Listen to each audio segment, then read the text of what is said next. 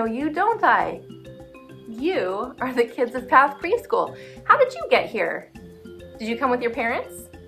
Well, no matter. However you got here, I'm so glad to see you. It's always more fun to be at the beach when you come with friends, isn't it? Well, you know, my family had been feeling like it had been a little bit too rainy in Seattle lately, and we needed a bit of a break. And I thought, what better thing to do on a rainy day than to take a trip to the beach, at least in our imaginations. So I'm glad that you've joined me. We're gonna put on our imaginations today and we are gonna take a trip to the beach and we'll do it together. How does that sound? So if you wanna go and grab some of your beach stuff, you see I've got my hat, I've got my sunglasses. You might have a favorite bucket or some digging sand toys that you wanna bring with you. Why don't you take a moment now to go and collect all your sand stuff. We're gonna have an adventure today. I am so glad that you are here, boys and girls. Let's get started. Let's start out with a Curious George story. This one's called Curious George Goes to the Beach.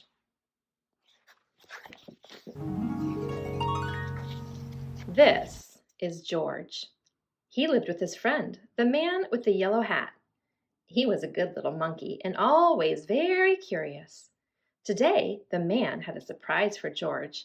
He took George to the beach. They found a spot on the warm sand. Then, another surprise. George saw his friend Betsy. "Look, Betsy," her grandmother said, "it's Curious George." But Betsy did not even smile. She'd never been in the ocean before. She was scared. Have you ever been scared of the ocean or the water, boys and girls? "I know you're a good swimmer," the man told her. "You'll be fine once you get in the water." Feeling better, Betsy walked toward the shore with her grandmother. George helped spread the beach blanket and set aside their lunch. He was looking forward to a picnic, but it was not time to eat yet. It was time to play. In no time, George was having fun. He learned a new game, he dug in the sand, and he made a new friend. Monkeys are good at making friends. When he took a break, George watched the lifeguard.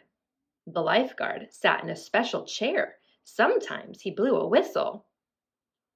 Friends, what is your favorite thing to do when you go to the beach? Do you like to kick a ball, or dig in the sand, or explore for sea creatures? What do you like to do at the beach? Sometimes George looked through binoculars. It looked like fun to be a lifeguard. George was curious. Could he be a lifeguard? Before long, the lifeguard took a break. Here was George's chance. Watching the crowd from up in the special chair, George felt just like a lifeguard. He looked through the binoculars. There was a lot to see at the beach. He saw the gulls flying high above, and he saw Betsy on the shore below. She still had not been in the water. Then the lifeguard saw George. "Hey," he called, "that's no place for a monkey." George thought it was a fine place for a monkey, but he did not want to cause trouble, so he climbed down. Back at the beach blanket, George was hungry for a snack. No one would miss just one cracker, George thought. He took one out and put it on a napkin. It looked good. Now if only he had some cheese. Uh-oh, what happened to his cracker? Well, he would just have to get a new one. George found another cracker, then turned back around. But now his cheese was gone. Who could be taking his snacks? George was curious. He put down his cracker and waited. Now George saw who was taking his treats. It was a seagull, and he was still hungry. George took out another cracker, and the bird took it out of his hand. What fun to feed a seagull! Boys and girls, have you ever gotten to feed a seagull, holding something in your hand and having the bird come and take it right out of your hand? I think it's pretty fun, but it kind of scares me. George saw more seagulls down by the water. Betsy was there too. George was curious. Could those seagulls be hungry? Indeed, they were hungry. Soon a whole flock had gathered. George could not feed them fast enough. Luckily, Betsy was glad to help. Out of the basket came more crackers, cookies, a cake, and even the bread for sandwiches. Still, the birds were hungry. But when George reached for more snacks, the basket was gone. He and Betsy were having so much fun they didn't notice the tide coming in. Oh no, what do you think happened to the basket? Let's find out. They didn't notice the picnic basket was floating out to sea. George felt bad. He didn't mean to lose the basket. Could there be a way to catch it? George thought and thought. Then he remembered the lifeguard. George was no lifeguard, but to save the basket, he knew just what to do. Quickly, he found a float and carried it to the water. Jumping aboard, George began to paddle. He paddled out a little farther and a little farther and a little farther until finally he reached the basket. Betsy cheered. Then as George paddled back to the beach, Betsy swam out to meet him. Everyone was glad to see George safe on the shore. The lifeguard, who had seen everything from his chair, said that was some rescue. George felt proud. The man with the yellow hat picked up the basket. He was curious. George, is this our basket? He asked. Poor George. After all that, the basket was empty. There would be no picnic on the beach, and it was all his fault. Then Betsy's grandmother said, "Won't you join us for lunch? We have plenty. And look, now we have a reason to celebrate thanks to George." They did have a reason to celebrate. Betsy was in the water, and she wasn't scared anymore. She was having fun. After everyone joined Betsy and George for a swim, it was time to eat at last. There were sandwiches and chips, bananas, cookies, and watermelon. There was plenty for everyone, and there was even a little for guests. Who does it look like the guest is, boys and girls? The seagull. The end.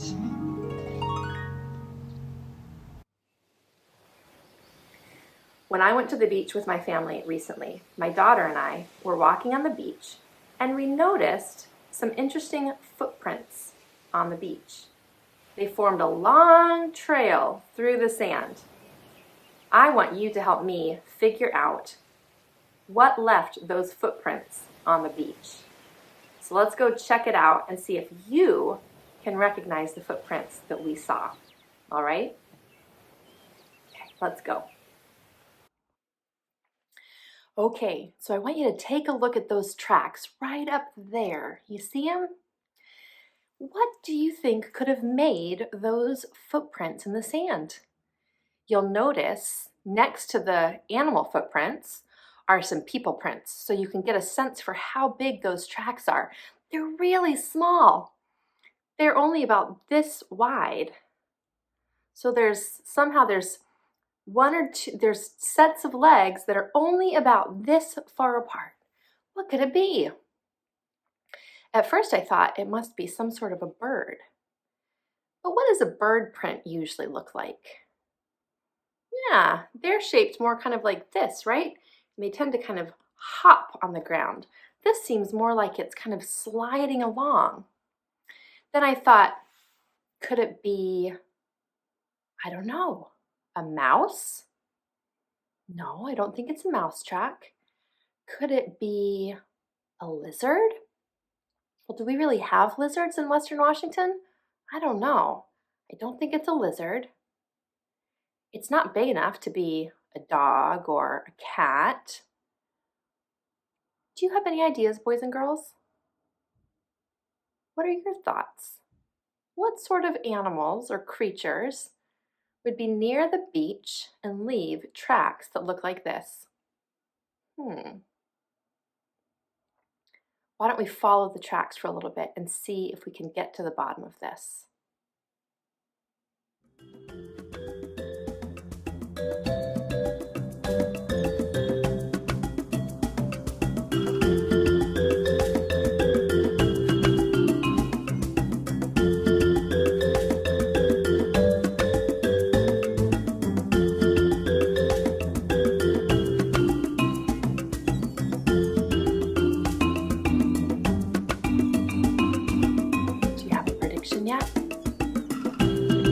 closer. We're bound to find the animal eventually.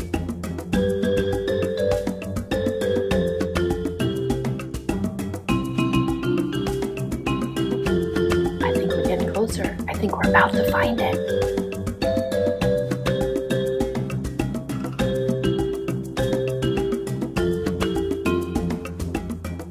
There it is! Boys and girls, what did we find on the beach today? We found a tiny little turtle. That's right! And this isn't a sea turtle. Sea turtles would have flippers instead of feet. So this turtle definitely lives on the land and just came out for a walk. I'm so glad that we got to see it together. It's only about this big, boys and girls, like an inch or two across. What a fun discovery. Well, for our second story, I thought we would read another little critter book. This one is called Just Grandma and Me, and it takes place at the beach too. Now, one of the fun things about little critter books is that he often has little friends that come along with him. So as we read today, I want you to keep your eyes open on each page for his friend, the grasshopper, and his friend, the spider. They show up on almost every page.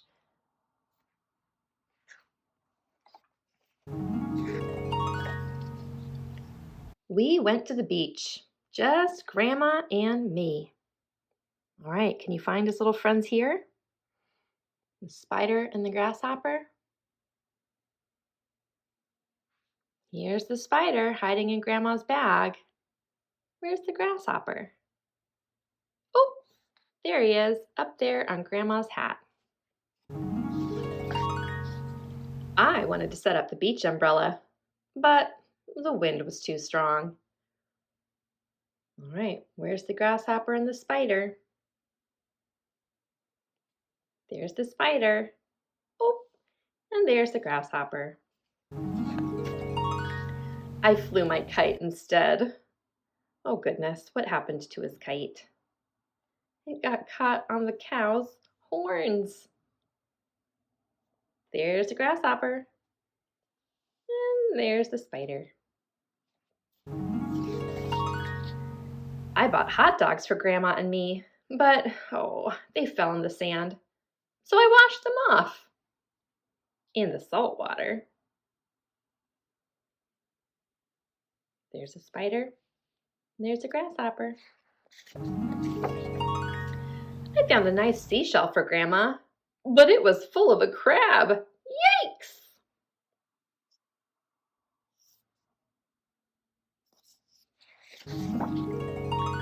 I wanted to blow up my seahorse, but I didn't have enough air, so Grandma helped a little, or a lot. Let's see. Oh, there's a grasshopper. The spider. He looks pretty scared of that seagull, doesn't he? I told Grandma to take me out in the deep water, but not too far. Here's his friends. I put on my fins and my mask and showed Grandma how I can snorkel. Here they are again. I dug a hole in the sand for Grandma, then I covered her up and tickled her toes. Oh, that looks fun. Okay, where are his friends? Oh, looks like they got buried too. I built a sandcastle just for Grandma, but a big wave came. Grandma said that's what happens to sandcastles, and we'll build a new one next time. Look, here's the grasshopper rescuing the spider. On the way home, Grandma was tired, so I told her I would watch for our stop. Does that look like what's really happening, boys and girls? Who seems tired in that picture? I think it's the little critter and his friends. We had a good time at the beach, just Grandma and me. Here's his friend down here. The end. today we are going to discover what is hiding inside this tray of sand.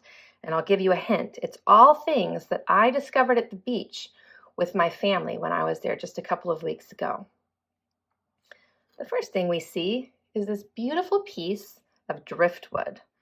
Have you ever noticed that when you go to the beach, the wood that is on the shore is usually really smoothed off like this? That happens from that wood getting washed back and forth in the waves over and over again. And I thought that this piece was pretty, so I brought it home. Let's see what else we can discover. Oh, I see something here. What does that look like? Any guesses what that is, boys and girls? Let's pull it out and see it. Do you know what that is? That is an oyster shell. There are beaches on the Washington shore where oysters live, and people actually harvest those oysters and eat them. Have you ever had an oyster? I don't know if I have either, but their shells sure are pretty. Let's see, what else can we find in here? Oh, I feel something right there. What is that? Can you tell? It's another shell, only this one is a different kind of shell. Look at that. We found these kind of shells in several different sizes at the beach when we were there recently. These are fun shells for painting on. Sometimes if there's a hole in it, you can string it and make it into a little necklace. My daughter Amelia really likes these ones. Oh, I feel something there. Oh, this is one of my favorites. Can you tell what this is, boys and girls? What is that? Oh, it's a sand dollar. I love sand dollars. I love this pretty star pattern on their backs. And then look, you turn it over. There's a whole couple holes on it. We're going to learn some interesting facts about sand dollars in a minute. So we'll just set this over here for right now and we'll come back to that. Let's see, what else? Oh, what do we have here? Oh, this is a big one. What is that? It might be another piece of driftwood. Yep. But there's something special about this one. Can you tell what it is? My daughter Amelia found this one, and look, it's shaped like a heart. It's a little I love you driftwood. We thought that one was pretty fun, so we brought it home with us. All right, I think there's one more thing hiding in the sand. Where could, oh my goodness. Whoa. Look at that. Boys and girls, does anybody know what that is? Let's take it out and brush it off a little bit. Look at that. I'll turn it over so you can see the other side. This was probably the most exciting find for me at the beach recently. This, boys and girls, is a scallop fossil. Do you know what a fossil is? Well, this scallop, it used to be a shell, kind of like this, with a little animal living inside. Picture two of these put together, a little animal living inside. And scallops dig down into the sand. They burrow underneath and they live under the sand and they eat things out of the sand. Well, do you know how old this is? I called the Burke Museum on the University of Washington's campus and I asked them about how old they thought this fossil might be. And they told me 3 to 5 million years old. I tell you, I didn't even know how to get my mind around that. That is an incredibly old creature. But 3 to 5 million years ago, this scallop burrowed down under the sand and died. And then over millions of years, that sand got packed down harder and harder on top of it until eventually that scallop turned into stone. And here's what we have. Pretty amazing. Well, boys and girls, thank you for going on this discovery with me. Now we are going to take a little bit of time to learn a little bit more about sand dollars. Boys and girls, have you ever found a sand dollar before when you were at the beach? Well, did you know that this, what we actually find, is actually the skeleton of the sand dollar? It's the bones that are left over after this sand dollar has died. And what we call this, what we actually would find on the beach most of the time, is called a sand dollar test. Isn't that interesting? It's called a test. Now this part on the front, as you see, it has that pretty star pattern on it. And usually when you find the sand dollar, it's lying like this with that pretty star facing up. And so that's usually what you see first. Well, when that sand dollar is still alive, there are little hollow tubes that stick out from the sand dollar along that star shape. And those little tubes are what let the sand dollar breathe in the water. Now this sand dollar actually is completely covered in little tentacles, maybe purplish tentacles, all over it. And those tentacles are what allow the sand dollar to move in the sand. These, just like the scallops, will usually burrow down underneath the sand, and they live underneath the sand, and they eat little bits of food and other animals that are underneath the sand as well. Now, have you ever looked at the back side of a sand dollar? Look at that. Isn't that interesting? Do you notice how there's two holes? There's one hole here and one hole down here. Well, this hole in the middle, that is the sand dollar's mouth. Now, have you ever picked up a sand dollar and shook it? Can you hear that little rattling inside? Well, do you know what makes that rattle? If you were to break open a sand dollar, what you would find inside are 5 tiny little white things that look kind of like flying birds. Well, those are actually parts of the sand dollar's mouth. When the sand dollar is alive, there are muscles that hold those 5 pieces together right here, and those form the sand dollar jaws. And they will come out of this hole and grab things and then chew them up. And that's how the sand dollar eats. Well, then this hole down here, can you guess what that hole is? That is where the sand dollar poops out all the leftover stuff that it doesn't need anymore. Isn't that interesting? Pretty fun. I love sand dollars. Boys and girls of Path Preschool, thank you so much for coming with me on this beach adventure today. I sure hope that you had as much fun as I did. I want you to know that we think you are special, and we are so glad that you are a part of Path Preschool. Have a wonderful day, and tell somebody in your family that you love them, okay? Give somebody a hug today. Well, until next time, boys and girls, see you later. Bye.